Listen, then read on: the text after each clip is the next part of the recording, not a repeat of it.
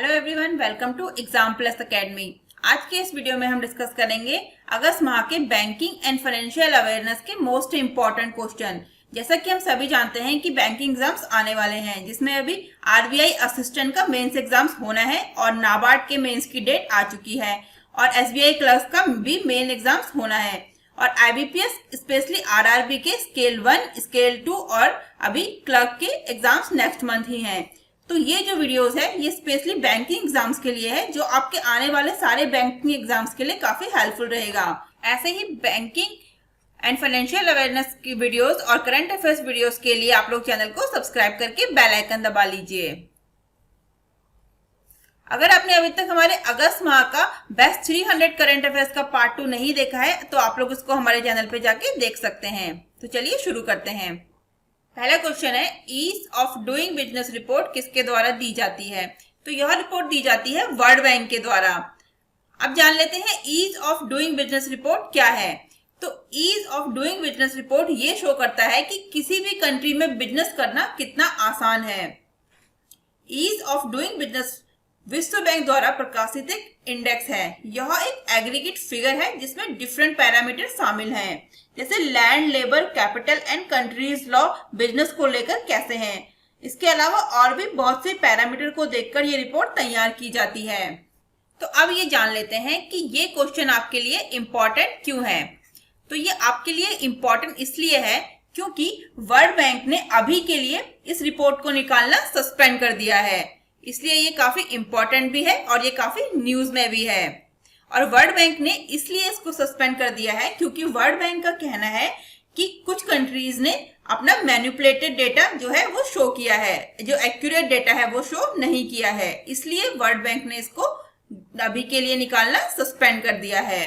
तो इंडिया के लिए ये खबर अच्छी नहीं है क्योंकि इस ग्राफ में आप देख सकते हैं 2014 में इंडिया की रैंक थी 142, जो काफी इम्प्रूव करी है। ये 2019 में इंडिया की रैंक है 63, क्योंकि इस रिपोर्ट के अनुसार काफी फॉरेन कंपनीज, काफी इन्वेस्टर इंडिया में बिजनेस करने के लिए इंटरेस्टेड थे, जो अब शायद कम हो जाएगा। इसलिए ये जो न्यूज है इस रिपोर्ट की, जो वर्ल्ड बैंक ने इस रिपोर्ट को निकालना सस्पेंड कर दिया है, ये इंडिया के लिए अच्छी खबर नहीं है। तो इस पॉइंट ऑफ व्यू से ये क्वेश्चन एग्जाम्स के लिए काफी इंपॉर्टेंट है। चलते हैं नेक्स्ट क्वेश्चन पे। डिजिटल अपनाए अभियान किस बैंक के द्वारा शुरू किया गया है? तो यह शुरू किया गया है पीएनबी यानी पंजाब नेशनल बैंक के द्वारा। तो पंजाब नेशनल बैंक ने डिजिटल बैंकिंग चैनलों का उपयोग करने के लिए ग्राहकों को प्रोत्साहित करने के लिए डिजिटल अपनाए अभियान का शुभारंभ किया है। बैंक के एमडी एसएस मल्लिकार्जुन राव द्वारा स्वतंत्रता दिवस के अवसर पर 31 मार्च 2021 तक के लिए यह अभियान शुरू किया गया है।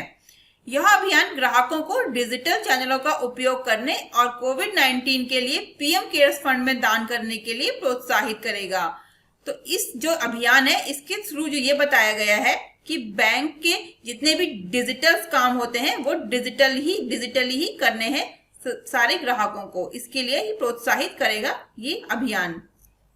इसके अलावा जो और बैंक ऑप्शन में दिए हैं एसबीआई, आरबीआई और आईसीआईसी, तो इन बैंक के आप लोग हमें एमडी, हेडक्वार्टर्स और टैगलाइन नीचे कमेंट बॉक्स में कमेंट करके बताइएगा।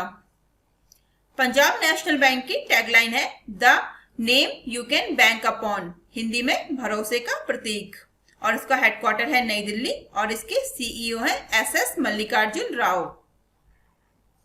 नेक्स्ट क्वेश्चन, सौर्य केजीसी कार्ड किस बैंक के द्वारा लॉन्च किया गया है? तो यह लॉन्च किया गया है एचडीएफसी बैंक के द्वारा।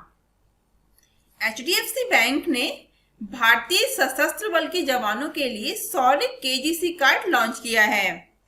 यह कार्ड सैन्य और अर्धसैन्य कर्मियों के लिए कृषि ऋण यानी एग्रीकल्चर लोन की पेशकश करेगा, इसलिए ये लॉन्च किया गया है। यह 45 लाख से अधिक भारतीय सशस्त्र बल के कर्मियों के लिए लॉन्च किया गया है।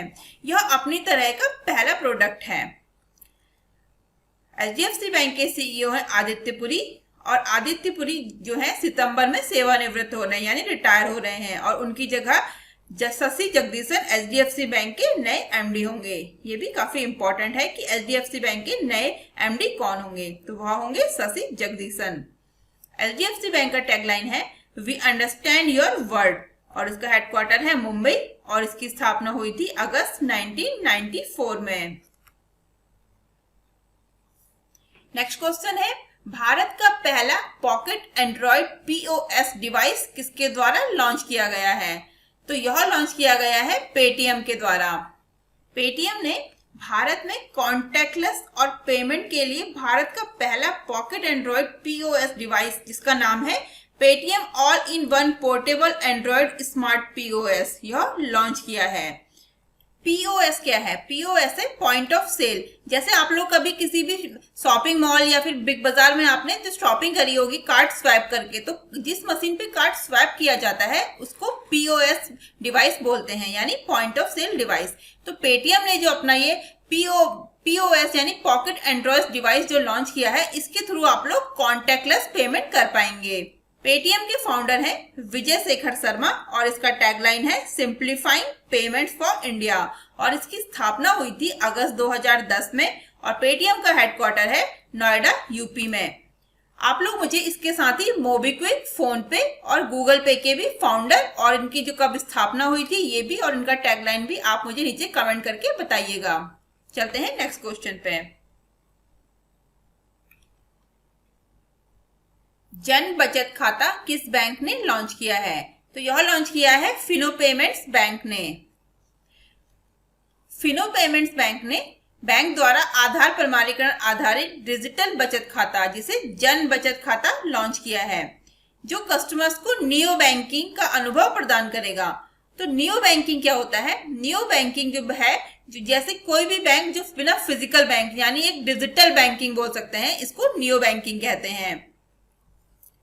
ग्राहक को किसी भी फिनो शाखा अथवा मर्चेंट पॉइंट पर फिंगरप्रिंट और ओटीपी के जरिए लेन देन करने में सक्षम होगा। जैसे कि इसमें बताया गया है कि इसमें कोई भी फिजिकली मतलब कोई भी ब्रांच अवेलेबल इस टाइप से नहीं होगा, ये डिजिटल बैंकिंग के थ्रू ही इसका अनुभव प्रदान किया जाएगा। फिनो पेमेंट्स बैंक की टैगलाइन है कदर आपकी मेहनत की और इसकी स्थापना हुई थी 13 जुलाई 2006 में और इसके एमडी और सीईओ है ऋषि गुप्ता। इसका हेडक्वार्टर है मुंबई महाराष्ट्र में। इसके अलावा ऑप्शंस में जो बैंक्स दिए गए हैं, आप लोग मुझे इनके हेडक्वार्टर्स और इनके एमडी, सीईओ और टैगलाइन भी नीचे कमेंट करके बताइएगा। चलते हैं नेक्स्ट क्वेश्चन पे। लोन अगेंस्ट सिक्योरिटीज की विशेष सुविधा किस बैंक ने शुरू की है? तो यह शुरू की है यस बैंक ने। यस बैंक द्वारा अपने लोन इन सेकंड्स प्लेटफॉर्म के तहत एक विशेष डिजिटल समाधान लोन अगेंस्ट सिक्योरिटीज लॉन्च किया गया है। लोन अगेंस्ट सिक्योरिटीज ग्राहकों के पास रखी उनकी सिक्योरिटीज के एवज में लोन सुविधा का लाभ उठाने में सक्षम बनाएगा। इसमें जो ग्राहक हैं उनको अपनी सिक्योरिटीज को बेचने की जरूरत नहीं है, वह सिक्योरिटीज को बेचने के बजाय उनको गिरवी रखकर लोन ले सकते हैं। यस बैंक के सीईओ हैं प्रशांत कुमार। इसका हेडक्वार्टर है मुंबई और इसकी स्थापना हुई थी 2004 में। यस बैंक का टैगलाइन है एक्सपीरियंस अवर एक्सपर्टीज। चलते हैं नेक्स्ट क्वेश्चन पे। एलवीबी डिजिको सुविधा किस बैंक के द्वारा लॉन्च की गई है? तो यह लॉन्च की गई है लक्ष्मी विलास बैंक के द्वारा। एलवीबी क्या है? एलवीबी है लक्ष्मी विलास बैंक, एलवीबी डिजिको। तो लक्ष्मी विलास बैंक ने ग्राहकों को इंस्टेंट बचत खाता खोलने में सक्षम बनाने के लिए नई डिजिटल पहल एलवीबी डिजिको लॉन्च की है। बैंक की नई पहल से लोगों को वेबसाइट के माध्यम से जरूरी बैंक सेवाओं का तुरंत लाभ उठाने में मदद मिलेगी। कोई भी लक्ष्मी डिजिको ग्राहक अपने निकटतम एलवीबी यानी लक्ष्मी विलास बैंक शाखा पर जाकर अपने लक्ष्मी डिजिको खाते को बदलकर पूरी तरह से चुनिंदा नियमित खाता और चेकबुक, डेबिट कार्ड और अन्य सुविधाओं का लाभ भी उठा सकता है। लक्ष्मी विलास बैंक का हेडक्वार्टर है चेन्नई और इसके एमडी और सीईओ है एस सुंदरम और इसका टैगलाइन है the changing face of prosperity. Next question है एशियाई विकास बैंक ने भारत में रीजनल रैपिड ट्रांजिट सिस्टम यानी आरआरटीएस के निर्माण के लिए कितने बिलियन डॉलर के ऋण को मंजूरी दी है? $1 बिलियन इसका सही आंसर है।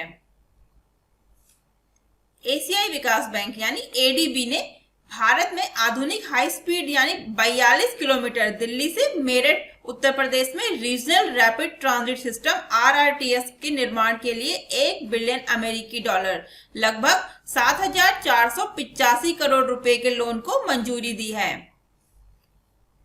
एशियन डेवलपमेंट बैंक का हेडक्वार्टर है मांडलियोंग फिलीपींस में और इसके प्रेसिडेंट है मात्सुजुकी असाकावा और इसकी स्थापना हुई थी 19 दिसंबर 1966 में। और एशियन डेवलपमेंट बैंक के जो मेंबरशिप है वो है 68 कंट्रीज, यानी जो इसके सदस्य हैं वो 68 देश हैं।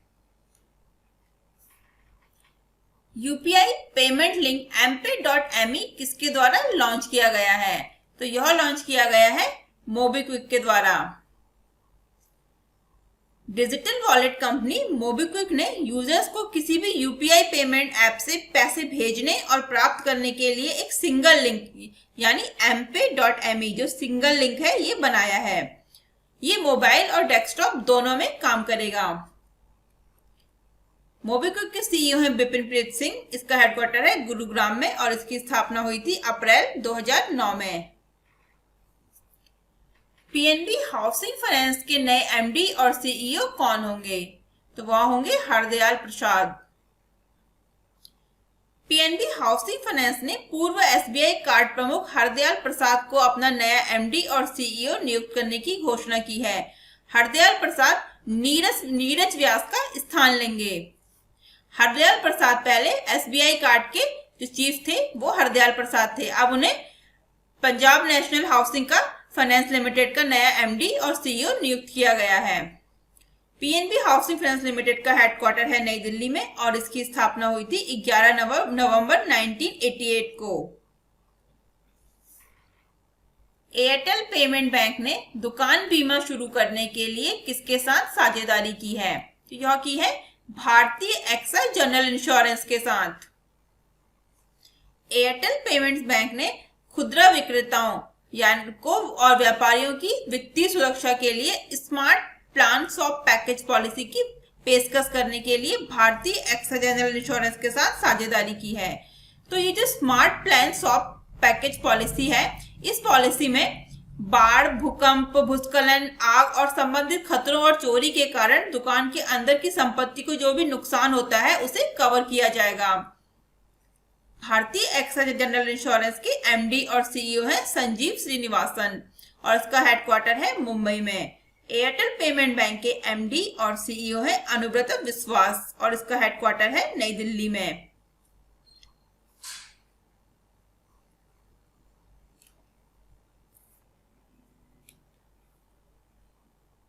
एक्सा किसके द्वारा लॉन्च किया गया है? तो यह लॉन्च किया गया है एक्सिस बैंक के द्वारा। एक्सिस बैंक ने automatic voice assistant Axa launch किया है। एक artificial intelligence powered conversational voice bot है। यह बोट हिंदी और अंग्रेजी के अलावा इंग्लिश में भी बात कर सकता है। तो एक्सा एक वॉइस बोट है जो इंग्लिश, हिंदी और इंग्लिश में भी बात कर सकता है। एक्सिस बैंक के सीईओ है अमिताभ चौधरी। इसका हेडक्वार्टर है मुंबई और इसकी स्थापना हुई थी 1993 अहमदाबाद में। इसका टैगलाइन है बढ़ती का नाम जिंदगी। कोना कोना उम्मीद अभियान किस बैंक के द्वारा शुरू किया गया है? तो यह शुरू किया गया है कोटक महिंद्रा बैंक के द्वारा। कोटक महिंद्रा बैंक ने ग्राहकों के लिए बैंकिंग और खरीदारी को और अधिक फायदेमंद बनाने के लिए 2 महीने का एक अभियान कोना कोना उम्मीद शुरू किया है, जिसमें उपभोक्ता मांग को बढ़ाया जा सके और इस महामारी की स्थिति के दौरान लोगों का उत्साह बढ़ाया जा सके। कोटक ने 100 से अधिक ब्रांडों के साथ गठजोड़ किया है जो अपने ग्राहकों को खरीदारी, व्यक्तिगत देखभाल, शिक्षा और फिटनेस जैसी श्रेणियों में विशेष सौदे प्रदान करता है।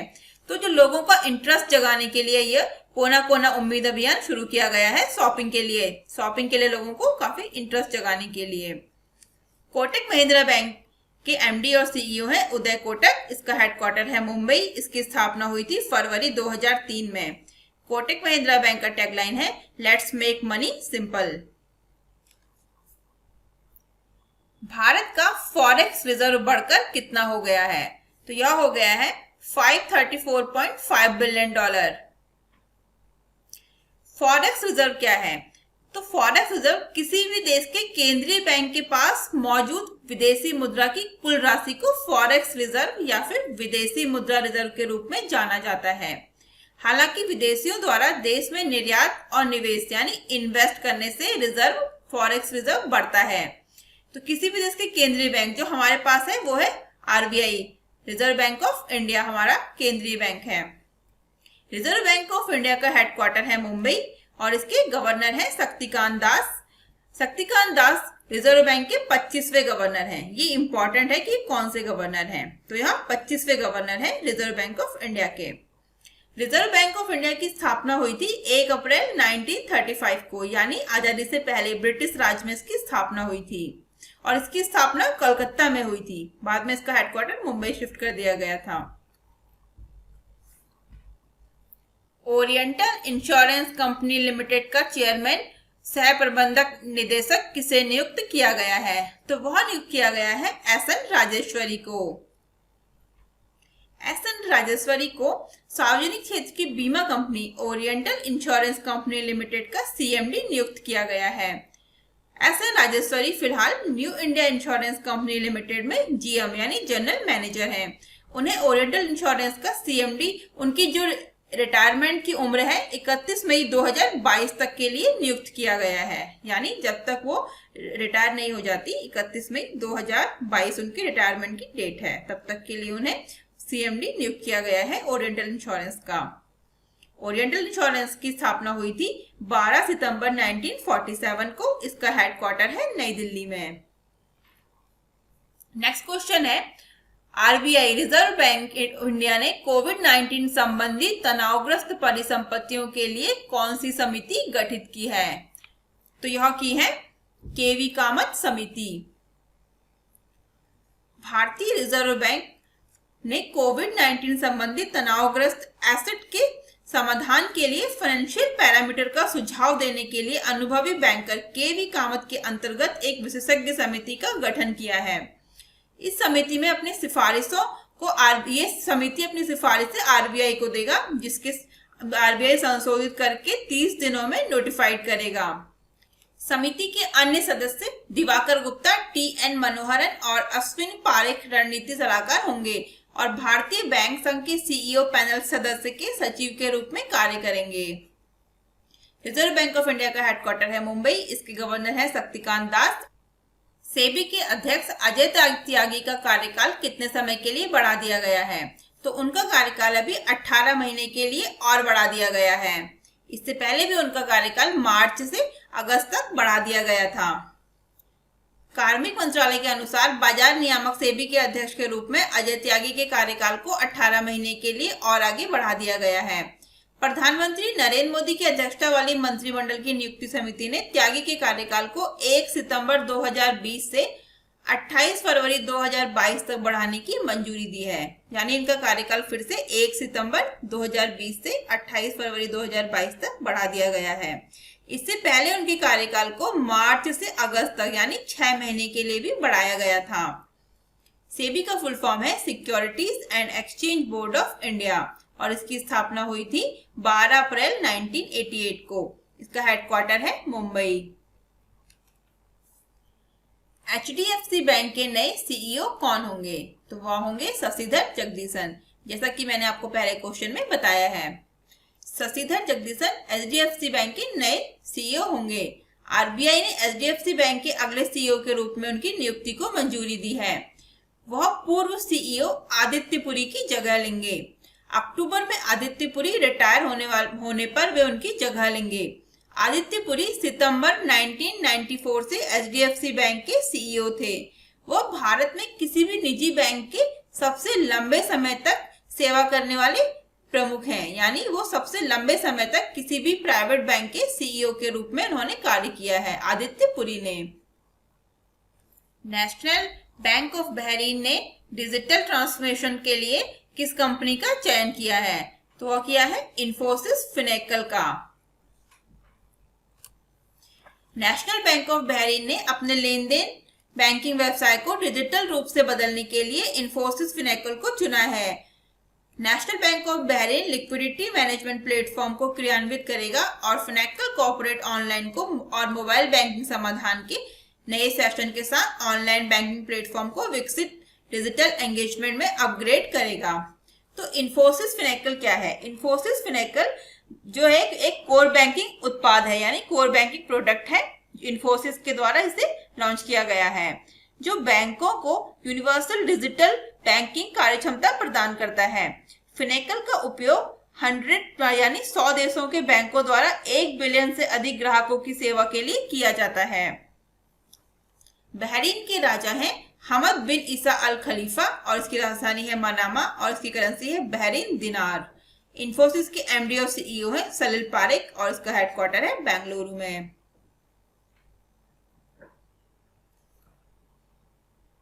आप लोग हमसे सोशल मीडिया प्लेटफॉर्म पर भी जुड़ सकते हैं, Instagram, Facebook, Telegram, Twitter. WhatsApp का लिंक आपको नीचे डिस्क्रिप्शन बॉक्स में मिल जाएगा। आज के इस वीडियो को हम यहीं पे समाप्त करते हैं। Thank you, thanks for watching. मिलते हैं मेरे नेक्स्ट वीडियो में।